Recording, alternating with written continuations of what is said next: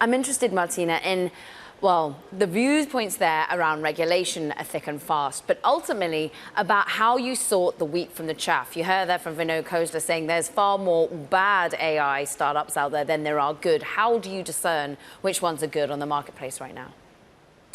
Well, at Costanoa, we invest in really early stage startups. And so at that point, you really have to assess the founder and the fundamentals of their idea. And we are absolutely seeing this wave of companies that we call generative AI native, where they are clearly built on top of generative AI from the start. And you recognize it immediately.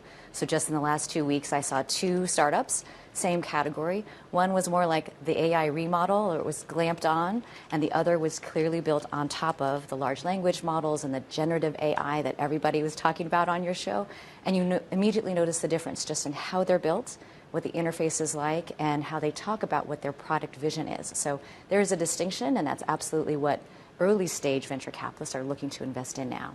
Martina, it was interesting last week, suddenly the open source versus walled garden conversation came into bear, particularly around artificial intelligence. What are you seeing in terms of who's going to eat whose lunch? Because it felt as though certain over at Google are saying, look, really, it's open source. It's no one owning a particular large language model that's going to ultimately win out here. Well, I think you need both. I think both feed each other. The vibrancy of the ecosystem requires the open source side of the house where everyone can contribute.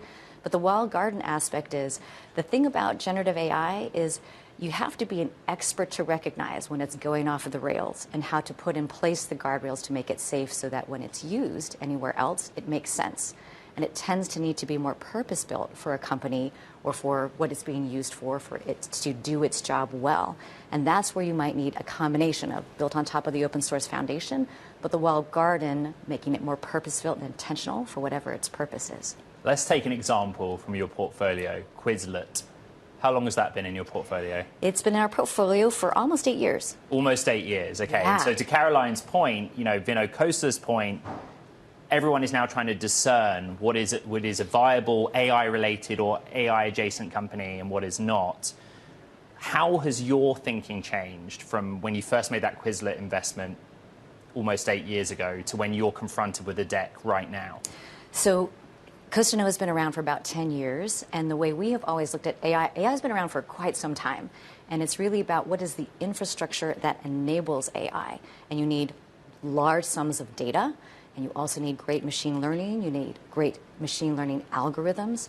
And so it's companies that have been around for some time that have the data set that let them build and train those models so that at this point in time, they can actually provide that level of AI that everyone's experiencing. So a company like Quizlet's a great example. They have a monstrous data set, the largest user-generated data set of learning tools in the world, and they've been training this data for years. And so now they're able to use that on behalf of users and creating this generative AI approach to what people are expecting. In this environment, where does the balance of power lie? With the VCs or the AI-driven founders? I think it's always a partnership. I think with the best VC firms, it's always going to be the founders have great ideas. They have wonderful talents that they're bringing to bear. But when the VC is really genuinely additive and a great partner, it only makes them better.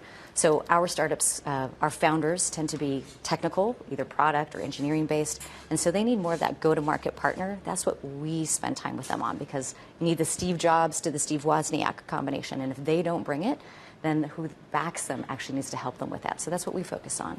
Caroline, irrespective of the application or where in the data prep, deep learning, inference part of the cycle you lay, I think everyone agrees on one thing, which is we need to have some parameters and some regulation in place. And whether it's self-regulation or whether it's coming from the government. Martina, to that point, are you on the optimistic front, and are you nervous about how quickly we're advancing without formal guardrails in place? Well, I'm both. I'm super optimistic, and I'm also nervous. I don't think the government has a good idea of what they can do to help regulate this, and so I really think it's going to be incumbent on companies themselves to be responsible in how they're taking advantage of this technology and putting in place those guardrails. I mentioned before, we're going to have sort of a before times and an after times of those generative AI native companies, or at least in how they think, and that they are putting in place those guardrails that you don't have to be an expert to recognize that it's going off the rails. And that's going to have to come from the companies themselves. The government's not going to be able to regulate that.